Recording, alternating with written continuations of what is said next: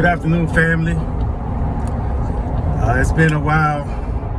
I'm actually headed to the park to go do some walking, as well as walking with the Lord, talking with the Lord. It's been a few weeks for me, but I just wanted to step in to let family, as well as those that may consider themselves friends, that Brother John is still here. I pray that all the kings out there and all the queens out there are all well, especially in this season that's taking place. I am driving and stuff, so once I get to the park, I guess I settle down, share a little more information about some things.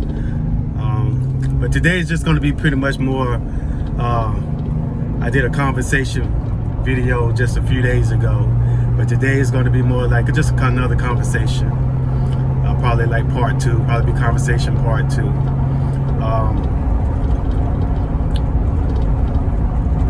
As you all know, we have to keep each other lifted up in prayer. Believe me, I need your prayers solicited too. Ain't like it's like some type of sin issue or something that's going on, but you know, just dealing with certain challenges in life. I can care less really about challenges in life, but just for prayer, you know, that I would actually be the man that God has called for me to be, the son that he's called for me to be, as well as the servant, and as well as the minister that he calls for me to be, continuously.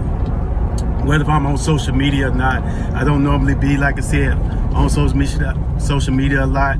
I've been actually not on it for a while, not even listening to the news. Just keeping away from a lot of things, as I have said in the past, dealing with like stuff with my ear gate, as well as my eye gate. Actually today, put a little joy on it. Today is like the anniversary that me and my wife did our first anniversary. As far as our first video, I'm sorry, but it's like an anniversary where we did our first video together, and that was the repositioning video. We did that 2 years ago, 2020, through the whatever, like I always say, so-called pandemic, and it was called try to reposition yourself. On that day, and I've told this to many of you all, that me and this was around about the last time that I actually heard from my baby brother. This was the brother that was, if I said I had a friend, probably the only friend, the best friend that I had. But my brother, I took care of. He was my baby. He's my baby brother between my mom and dad. But he passed. It was actually the last day that I actually, I think I go this back way. It was actually the last day that I actually heard from him.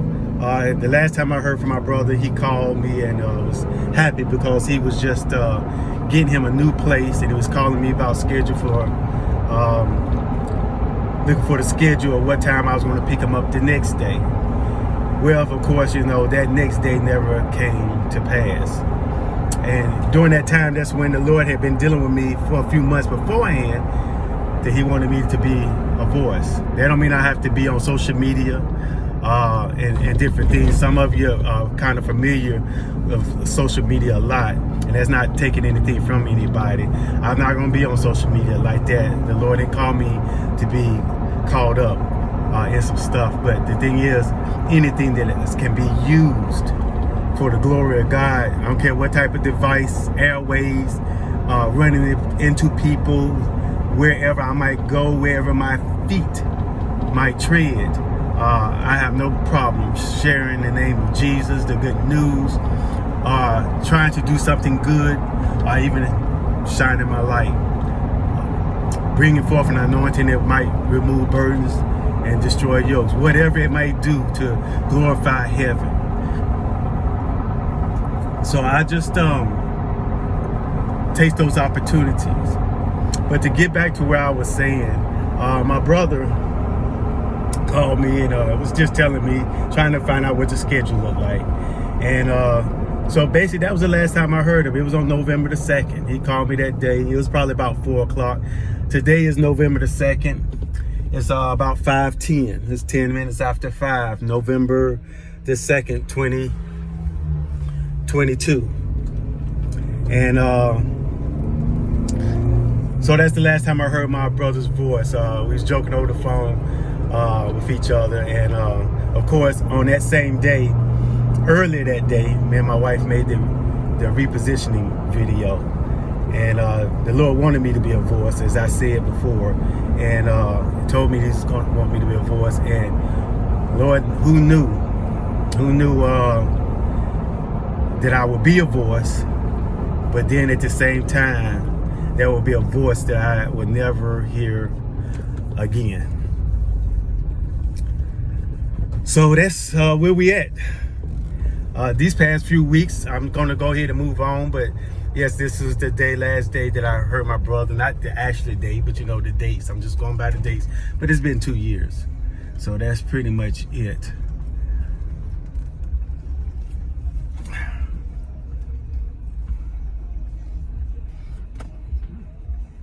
Hold on, I gotta back up.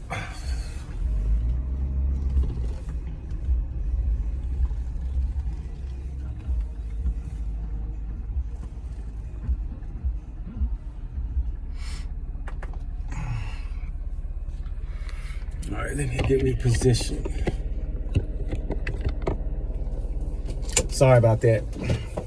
But yeah, how I would have known that this was going to be the last day for me and to hear His voice and be a voice for the Lord. So sometimes, it reminds me of Job, how sometimes God give and God take it away, and there's nothing you can do about it. But I know He's in a better place and stuff. Sometimes it's still like it's hard to believe, but yet some type of way, like I said, the Lord has equipped me and strengthened me to just get over some things, especially dealing with challenges, certain things dealing with family members. But like I said, it's good to have prayer, brothers and sisters who are praying for you. But some of the stuff, I'm not going to be on long. A couple of things I just want to have a conversation about, and I am going to be brief. Matter of fact, I guess I get out and walk. I wasn't planning on holding this phone, but I guess I will.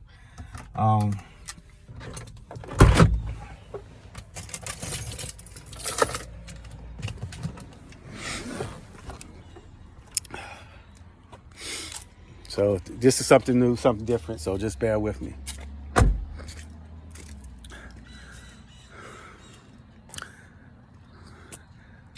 Okay. So pretty much dealing with that was pretty much it. You know what? I need to get something.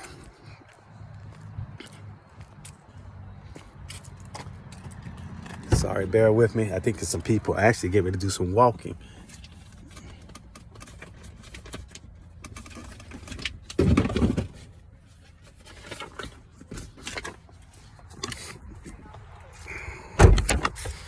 Okay, I'm sorry, family.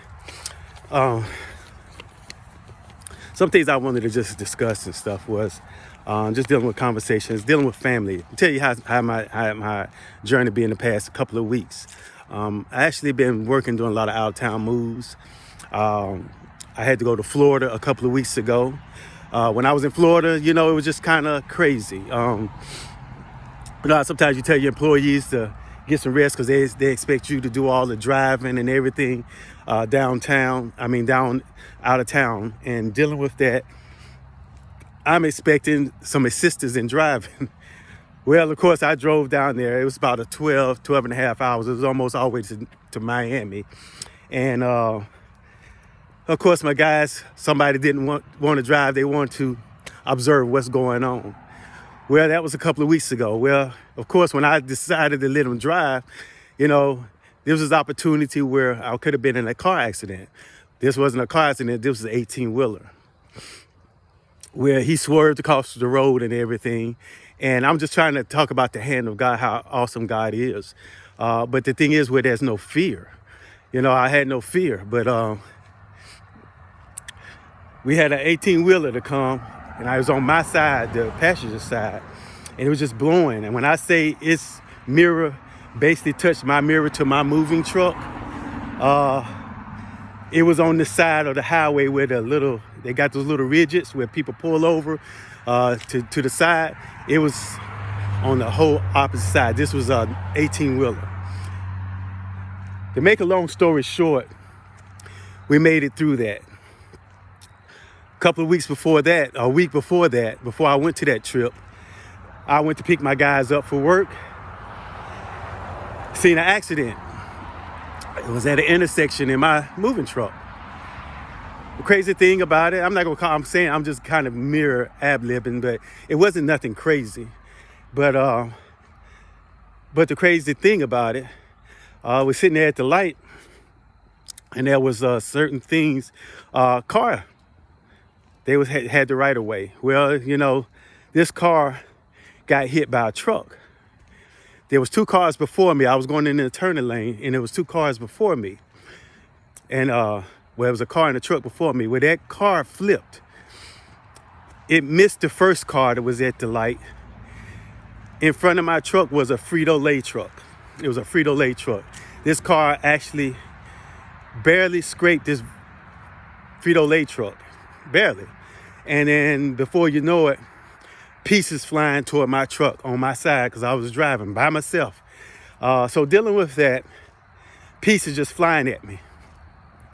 So make a long story short, in my mind, as I'm seeing it coming, it's coming fast.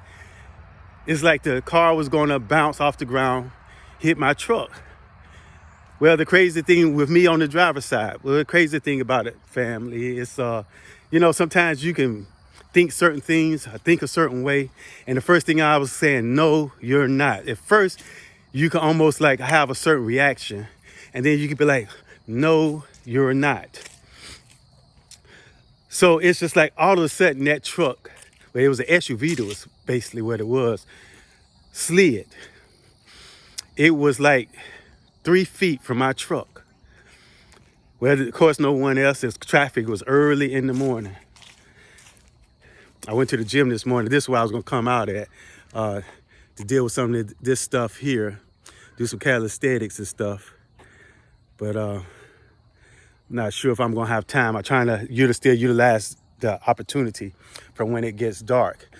Well, the thing is, I had to call 911 to let 911 know of the accident. This guy, he was shook up in the accident and whatnot. So I told him he had to stay in there, not to get out. The first driver that was missed, he had me to call 911. I had to give information and stuff like that, the whole procedures, yada yada, how that goes. So dealing with that, I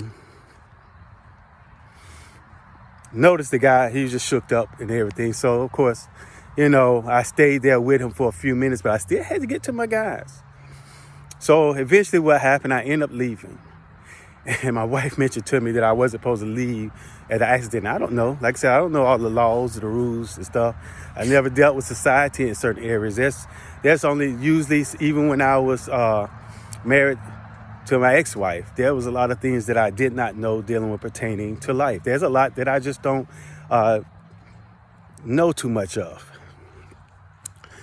So what ended up happening was my wife told me, she said, you're not supposed to leave, you're not supposed to leave the scene of an accident. I didn't know, so I left. I had to go get my guys. I had to go all the way down to Winston-Salem, Clemensville to do a move. So, but to make a long story short, there's been like different events, just taking place. I don't look at them as trials, tribulations.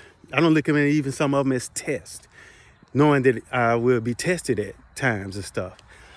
But it was a point where the enemy was wanting to he was reaching out to grasp me, and I'm getting somewhere. Just be mindful with me. Just hang in there with me. Like he's trying to pull me in, draw me in. You know how the enemy comes, he look for another opportunity to try to maybe tempt you. And I'm just saying, even tempt you into fear. Well, it just got to the place where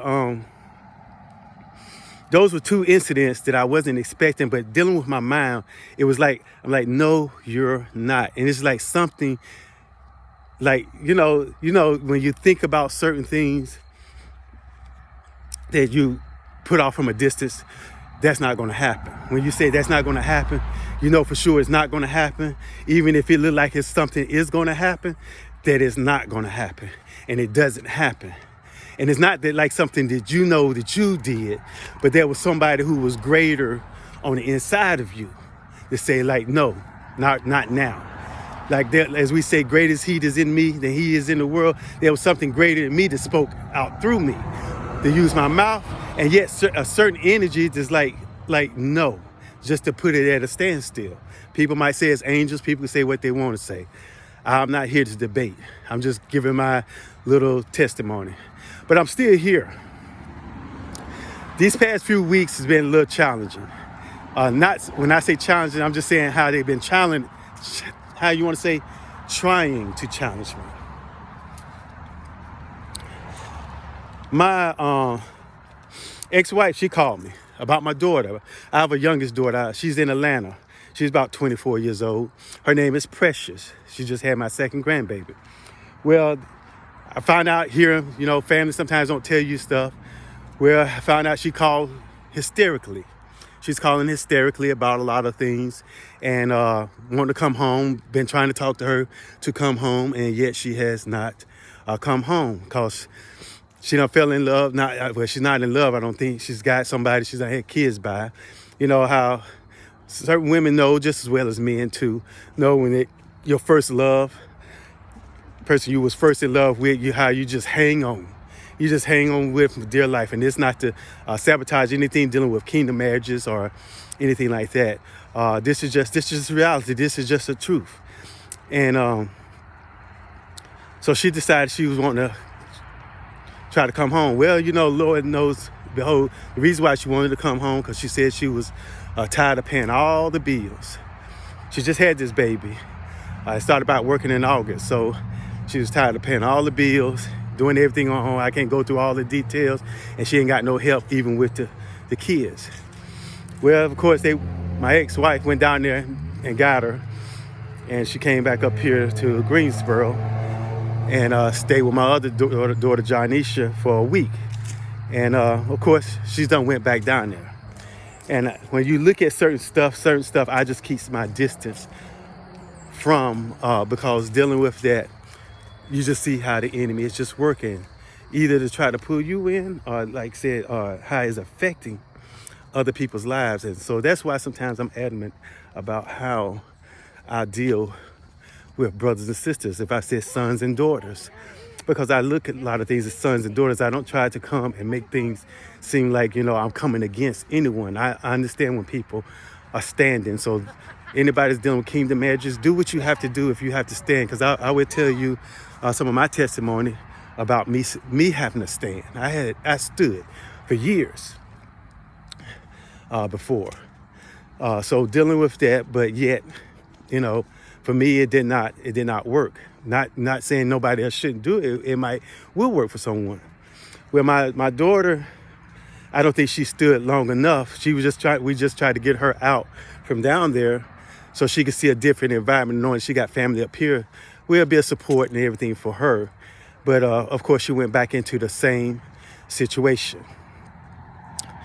I'm a end on that note. She went back into the same situation. She's down there. Don't know how it is. I have to give her a call. This might be like a little therapy session for me, just talking, walking and talking. So make another story. A couple of weeks ago, got pulled in with family. Now, let me just be mindful. My family, my blood relatives, my mom and dad, brothers and sisters, siblings, nobody deals with me. Nobody wants to have anything to do with me. But when there was a situation or circumstances that pops up, I go down, all of a sudden I'm hearing, I don't know details for details, nothing. I get phone calls, and here you go, siblings and somebody's trying to pull you in to either some type of drama, some type of mess, or something that appears to be there, but is not there. So to make a long story short, the second oldest, which is my brother, that's still alive, he used to work with me, and I don't deal with him too much.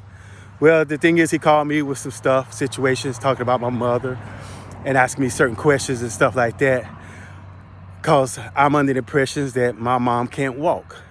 and some, other stuff. Just that she was maybe sickly, going through some things or whatever. Had to put him in his place because he called me, and it is how, like, I was supposed to fix it. Like, I was supposed to stop everything that I'm doing to go fix a matter. And I'm the type of person, I don't care if you're my daughter, if you are my mother, my father, the situations, I don't get caught up on a lot of things that is outside of territory, outside of my garden. I don't get caught up. I do care. But this is why the Lord had guarded my heart to protect me from a lot of things. It ain't that I don't have compassion, but it's how he uses things to protect me, that I don't be pulled in issues and problems. One thing that I talk to my wife about all the time, and I tell people, when you're dealing with people, you're going to always deal with some type of issue and problems. In my repositioning video that me and my wife made, I talked about when you have the spirit of truth with you, one thing he would do is sometimes remove you from the people, places, and things. People, places, and things. But sometimes people like to stay in those same situations, around them same people, doing the same old thing. And people, some people like drama. Misery like company. You got some people who are nosy. They just like to know information about you or what's going on so they can spread, gossip, I guess, if you want to say that, or to use that against you to, not saying attack. It's different if it's a learning experience, but I'm saying when somebody is trying to make it your downfall. Well, to make a long story short, I called my sister. What my brother was talking about was not as it appeared to be. There's much more, but I'm just paraphrasing some of this stuff. So to make another long story short, it wasn't what it was said. So I was setting myself up to go see my mom. My plans were to go see my mother because I have not seen her in 2 years. Since this day I walked in her home and told her that my brother was in the hospital. Nobody knew until I found out. So I was the first one to mention it to her. So I called, tried to give her a caller, talk to her. She never did answer the phone. My intention was to see her anyhow, but I was going to make sure I go. Well, I let her know that I was going to come the next day to see her, and I was off. This was today is Thursday, not this past Monday, but the Monday before last. I went to see her. She's got a doorbell ringer on now, so she know that I was there, see me pulling up and whatnot. Well, guess what? There was no answer of the door. She never did answer the door. She knew I was coming. She could have sent me a text and said, don't come or whatever not. But at that time, I felt like that just was a waste of time. I don't have time to waste for nobody. Like I said, the Lord guards my heart to the point where certain things don't matter. Now, I will go out, I don't care, to hospitals. If I had the opportunity to go to jailhouses to visit people, of course, they won't let me go to jailhouses to minister because dealing with that cause of my past. I had records. Some of those records that I have from my past is not just I took some of those charges basically dealing with cause of my father or my brother. That's just to keep them when they was getting out of prison, for them not to go back to prison. So I took certain charges, but a lot of people don't know that. So basically, I went over there to see my mom.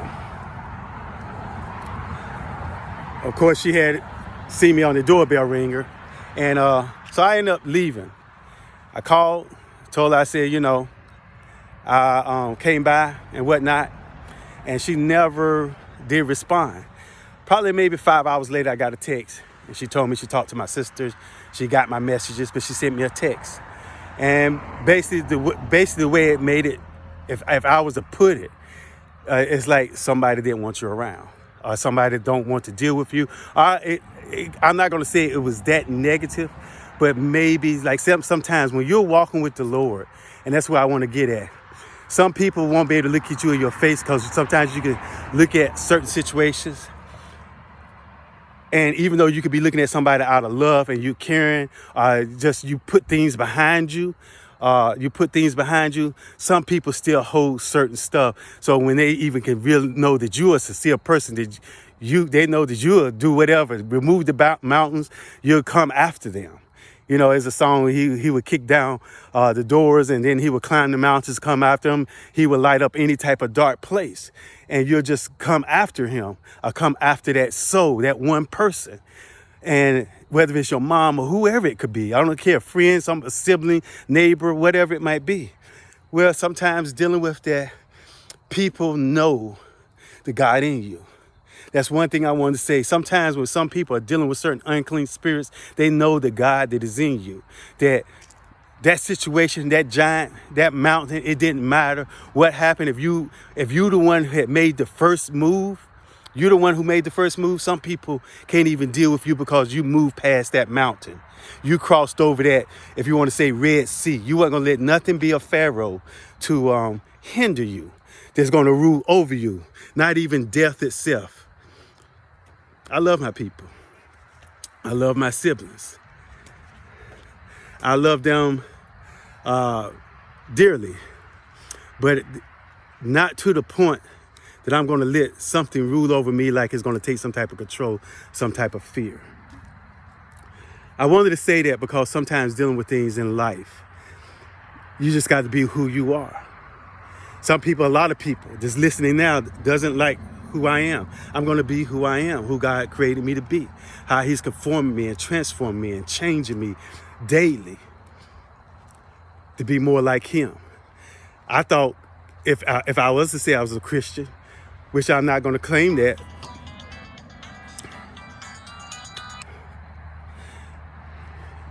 but dealing with that, sorry about that, people, claiming that, but yet at the same sense, you're thinking about how much people would sit and say that, and yet they walk powerless. We walk powerless. We won't stand and represent or stand for anything. And, you know, and they don't know that you're changed on daily, and God is doing a great work in you, and he's still performing it. Because when I think about it, like I say, I'm either a son, or if I was, say, a Christian, that I thought we were supposed to be conforming to more of who he was.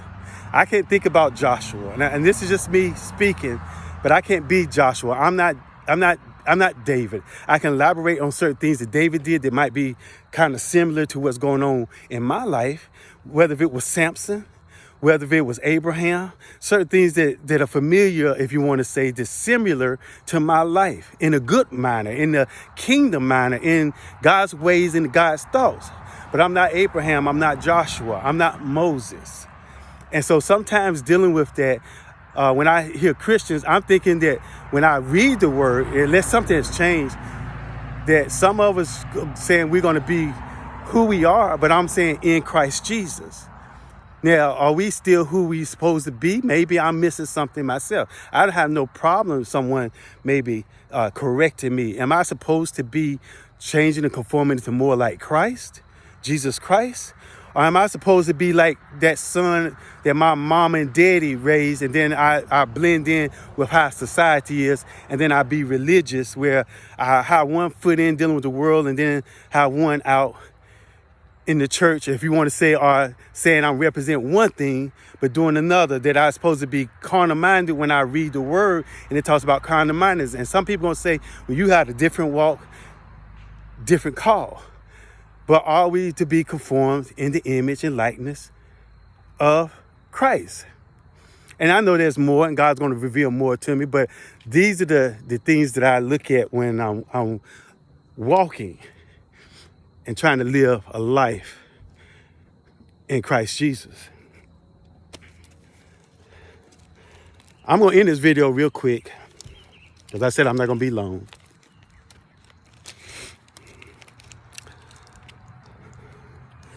Couple of questions.